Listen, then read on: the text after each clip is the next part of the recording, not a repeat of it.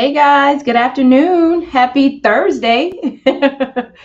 Let's get in here. Let's get it going. Let's get it started. Welcome to another session of Title Experts University, right? Where we learn more to earn more. I'm super excited about today's conversation. I think it's a timely conversation. We've been talking all month about really business, right? Business development, and really just taking a close look at our business and how our business is performing for us. We know that right now our numbers and whether or not we're able to hit our numbers in this market has been a hot topic, right? We've been talking about recession, but last week we talked about how we can ensure that our business is recession proof, how we can ensure that in any market, we are prepared to really just do good numbers, right? And hit our revenue goals. So, with that being said, let's get into it. We got a quick lunch break today. Let's get right into it. For those who I haven't had an opportunity to meet before, welcome to Title Experts University. My name is Racole Jackson. I'm a real estate attorney and the founder of Title Experts University. A little bit about myself, my background. I am originally from Florida, Miami girl. Got my undergraduate degree from Santa Clara. My undergraduate degree is from UF. My law degree is from Santa Clara. Came back home to Miami and got my LLM in real property development from the University of Miami School of Law. And I am a proud Florida real estate sales professional. So just a little bit about me for those who I have not had an opportunity to meet before. Title Experts University is powered by Title Experts. Title Experts is our title insurance and settlement services firm. We close all of Florida. Many of you we already do business with and we enjoy our relationship. For those who we have not had an opportunity to work with, just to let you know, we're built by realtors for realtors. Again, like I mentioned, I was a realtor first. That was my first license. And so having done transactions and having saw what was available in the market and just wanting to provide a better service for my realtor colleagues was the birth of Title Experts. We provide an attorney managed firm, a dedicated closing team, regular status update, helpful closing guides. And of course, if you want to close fast, we want to close just as fast as you. So rush processing is also available. We close all of Florida. I always get the question, well, where are you located? Listen, guys, especially after COVID, you should know that we're able to close anywhere the client is, right? I think about when we first got started, and there was just so much back and forth with this one client about getting him into the office to sign the docs. And I literally was at our Broward location at that time. I literally drove to Miami and signed that guy on the trunk of my car. Like, here's the document, sign these documents, let's go. Because this is, we're spending too much time with this. And, we just get it done now. Now, of course, we use all our mobile notaries. We have Ron. We didn't have Ron back then. But in any event, if we started out closing people on the hood of on the trunk of my car, now, 10 years later, we're closing you anywhere you are in Florida, as well as any other state. We can definitely get that done. So for those who we have not had an opportunity to work with, we welcome you to the opportunity to experience a Title Experts closing. Now let's get into today's conversation, Title Experts University. Today's discussion is we're talking about our mid-year business tune-up. Now, this is important because I want to simplify this whole conversation around really just how to execute and on your business plan. So at the beginning of the year, you prepared a business plan and it had all these sections, right? And all these figures. This is my revenue goal and this is how I'm going to market and this is these are my personal expenses, and hopefully your business plan included a section on education, right? And it may included a section on volunteering, and it may included a section on staffing, and it included a lot of sections, right, in your business plan. And of course, the most important section of your business plan was your annual revenue goal. All right, your annual revenue goals, because at the end of the day, we're in business to make money, right? That's what we're here for. And so it included your annual revenue goal. And that business plan should have also, and make sure you see this, it should have also indicated how many transactions you needed to hit your revenue goal. Now, what do you mean by that, Racole? Simple math, guys. You should have in your business plan said, okay, I want to make, let's use simple math. If you said you wanted to make $12,000 per year, just gonna simple math, $12,000 per year, and you average $1,000 per transaction, what is that? You divide 1,000 into 12,000. That's 12 transactions that you needed in order to hit your revenue goal. If you have not done that math already, let's start there because that's important. I want you guys to really take notes today on action items. If you have not done that, I want you to calculate what is your revenue goal. And that revenue goal is going to be, again, your personal expenses, your business expenses. What are all the costs that you need to cover each year? That's your annual revenue goal. From that number, you're going to say, what is your average commission per transaction? Let's say your average commission is $7,500. You're going to divide $7,500 into your annual revenue goal. That's going to tell you how many transactions you need to hit each year. Simple math. I'm always surprised when I find out some agents haven't done that. And this is why it's important. That number of transactions that you need to hit, it's a leading indicator of whether you will hit your revenue goal this year. And so that's what our conversation is today. This is our mid-year business tune-up. And so we're saying, am I going to hit my revenue goal at the end of this year based on what I've been doing so far? At this mid-year point, we're a little bit, we're rounding down Q3. So we're a little past mid-year, but can I tell you, you can make up for it? You can absolutely make up for a subpar beginning of the year by going into action hard over these next 90 days. I promise you, you can. You just work like a fool, but you can get it done.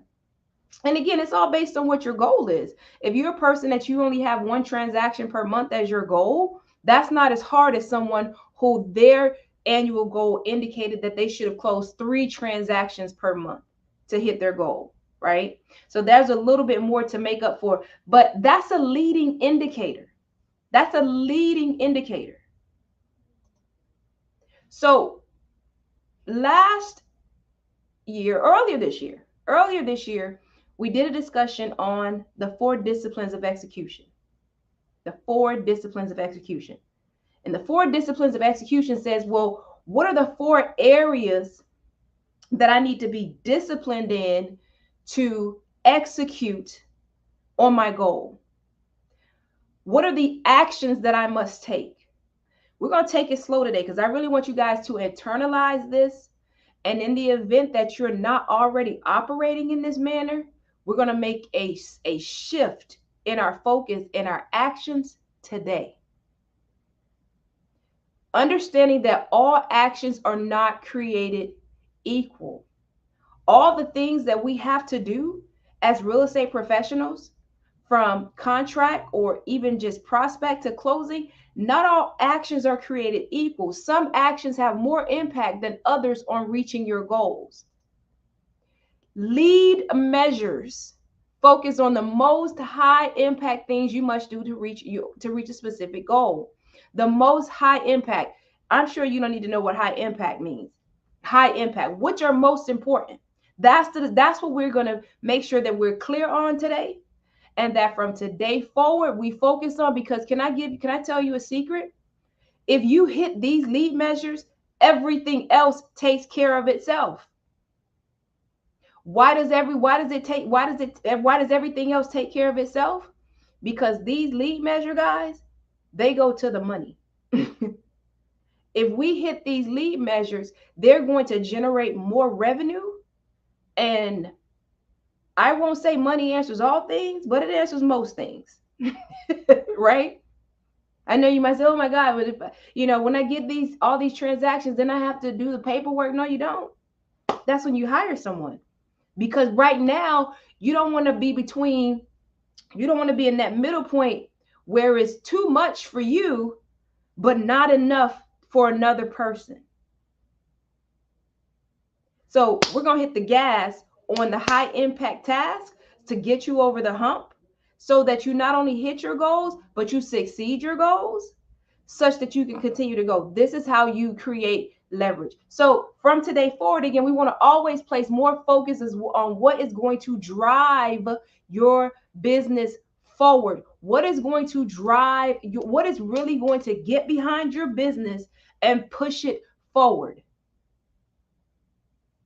Not the wheels. I'm thinking about like a car that's stalled. There's wheels on that car, but the engine is the engine, the wheels don't move without the engine. These three measures that we're going to discuss today, they are the engine of your financial vehicle, guys. The wheels don't move. None of that. There's no movement without this engine. And so we're going to focus on the engine of our business today because it's what drives our business forward. So we have three indicators, three leading indicators on whether or not you are going to hit your financial goal. Guys, today, very straightforward conversation. Three leading indicators that you should be spending at a minimum 50% of your time focused on in your business. 50%, non-negotiable. Your contacts, the number of contacts that you're making, the number of conversations you're having, and then finally, the number of contracts. Because contracts obviously lead to closings. So let's have a conversation about contacts. Guys, how much lead gen are you doing? Lead gen. How many people know you and know what you do? How many people know you and know what you do? What are you doing to make sure that you get your name and your service offering in front of as many people as possible? What are you doing? Let's focus in. This is what's important. This is what's important. Dare I say, contract to close is not even as important because, again, you're going to put a transaction coordinator on that. There are other people that can address this for you. Who do you need to be in front of? You guys know one of my favorite lines is, who's got my money? Every time you wake up in the morning, you need to say, who's got my money and how can I get in front of them? Let's jog our memory about we talked about last week about referrals. Maybe referrals aren't really where you're getting your business. Maybe it's a area that you need to look into, but look back over your transactions. Where did you get your business? And wherever you got the majority of your business, you need to get back in there and prime it for more contacts and continue to focus on this daily, guys. It should be the first thing that you do because by the end of the day, you start getting tired. Where is my business coming from? Is it coming from home buyer workshops? Is it coming from posting on social media? Is it coming from Zillow leads? Is it coming from expired lists from the MLS? Right? Is it coming from doing workshops at schools? Is it coming from doing workshops at the police station, the fire station, any of these other different hometown hero qualified institutions? You have to make that funnel. You guys have seen my graphic with the funnel, so big, because we know that every contact is not going to turn into a conversation and every conversation is not going to turn into a contract. So that funnel has to be so big. You have to focus on lead gen every single day. That's the first indicator. And again, let's look at the math. We say we needed to do 10 transactions. We know that for the most part, let's say you have a 50% conversion rate. If you have a 50% conversion rate, that means only 50% of the contact, which is high. That's huge. It's just so you guys know, 50% is a good rate. You know that 50% of the contacts that you make are going to translate into a deal. That means that you need to have at least 20 contacts. This is where you get the concept that I have to do more than what my target number is. So again, let's focus on where I want you guys to really, so that it's not haphazard. When we finish this conversation, and there's a handout that's going to be posted in the community, print that out, and I want you guys to be clear on where your leads are coming from. What's the next indicator? Conversations. That's appointments, right? Listing appointments, buyer consultations, phone calls. How many conversations are you having? Again, if you have a 50% conversion rate, you need to get 10 deals, and you're not having 20 conversations, you're not going to hit your number. And there's not going to be any surprise about that. How many conversations are you having? Look back over this month. It's the 18th of August. Have you had enough conversations to hit your revenue goal for, it's really going to be next month. You guys already know how that is. You're 36 with real estate. We're 30, 60 days out. We're 30, 60 days out, right? Because by the time you have the conversation, you get, if it's a buyer, you got to get their approval. You have to go out, you have to show them properties, you got to get under contract, and then you have to go, then you have 30 days on average from contract to close, assuming there's no delays there, assuming there's no issues with getting the loan approval, assuming there's no title issues, right? Assuming there's none of these other issues that's going to cut into your 30 days. We're 30 at a minimum, 30 to 60 days out. So literally what you do in this month, guys, you're probably going to see it October, late September. You remember the term, say winter is coming? You want to winterize your business. Winter is coming. You're 30 to 60 days out. Are you doing enough activities now to get ready for Christmas? That's a whole separate conversation, because Christmas time has additional expenses beyond what your regular day-to-day expenses are. Are we having enough conversations? Are we setting enough appointments? Let's make sure. Again, after this call, if you have not already done your numbers, do your numbers, keep your numbers in front of you. And then lastly, it's very obvious, contracts. Contracts lead to closings. Listings. Either a listing agreement or a buyer brokerage agreement. How many are we taking? How many do you need to take? How many have you taken to get you to your annual income goal for the year, or even your monthly income goal? How many listings do you currently have? How many buyer brokerage agreements do you currently have? And I'm going to assume that everyone is getting a buyer brokerage agreement, because without a buyer brokerage agreement, you certainly have less certainty about whether or not you're going to close this client you've been working with. There's no loyalty to you. They have no obligation, no contractual obligation to work with you to the closing table. So we're not even going to have a conversation today. I'm just going to assume that everybody is getting their buyer brokerage agreements executed when they're working with the buyer, right? 3 leading indicators: contacts, conversations, contracts. You don't want to have to scramble. You won't have to scramble with this. So you see on the screen here, and again, this is going to be posted in the group for you guys to download and use as a worksheet today and over the weekend. The 3 leading indicators of revenue growth: contacts. How many leads are you capturing for your business?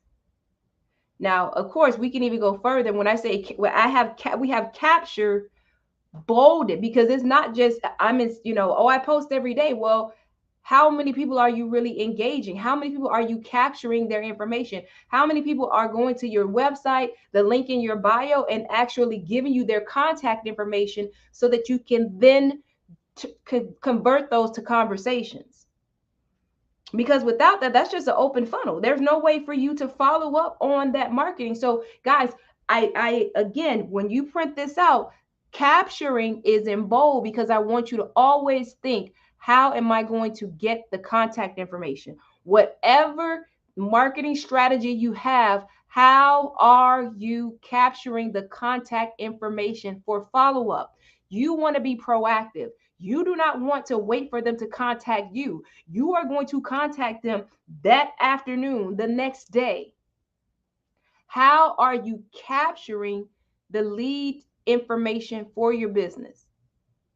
That's very strategic. That's very different from, oh, I gave out 10 flyers. Okay, great. Now, how do we know who got them? And how do we follow up with them to discuss the information included on the flyer?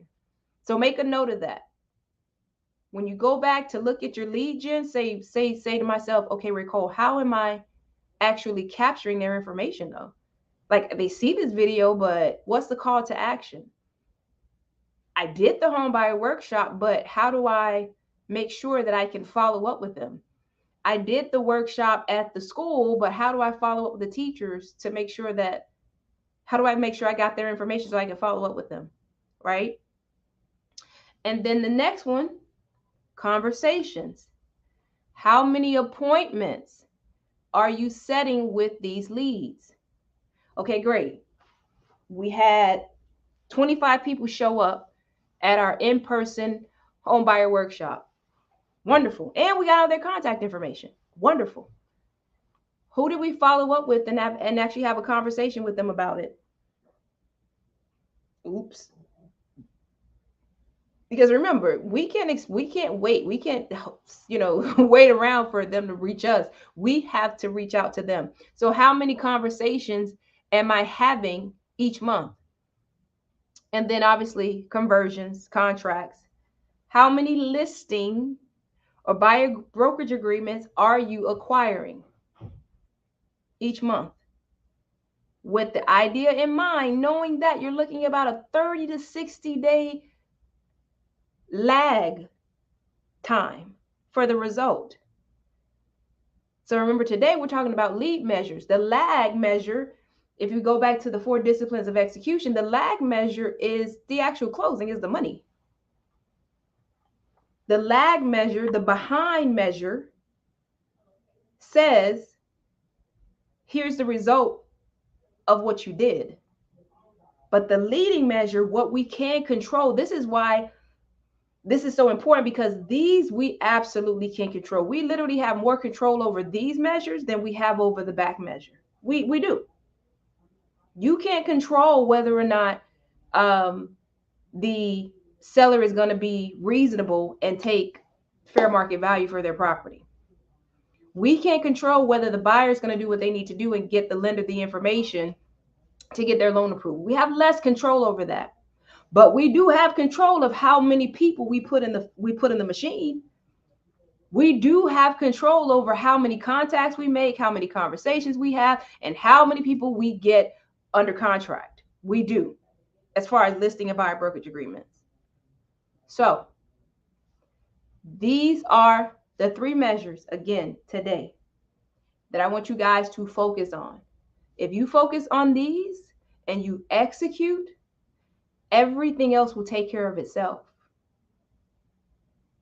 Am I right or wrong? Drop in the chat. Am I right or wrong? If you have more closings, doesn't that pretty much resolve most of those other issues?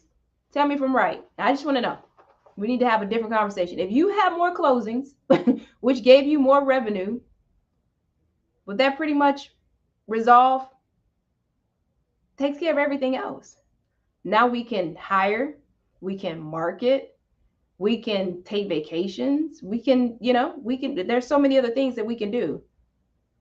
So, perfect. I just wanted to be sure. I mean, that's how it works for me, but maybe someone else's business is different.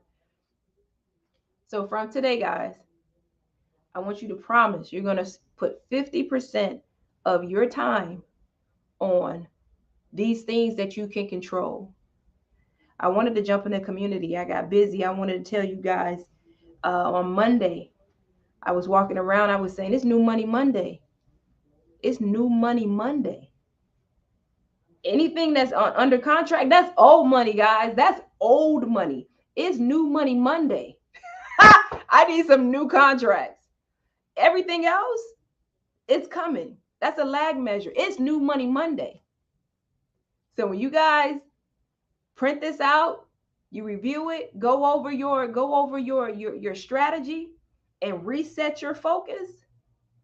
You like that? Listen, New Money Monday, Tune Up Tuesday, right? Working Wednesday, whatever you need to get yourself into action, and know that for that day, you focus on your leading indicators of growth, which is contacts, conversations, and conversions. I promise you, everything else will take care of itself. Everything else will take care of itself. Money answers most things. So in closing,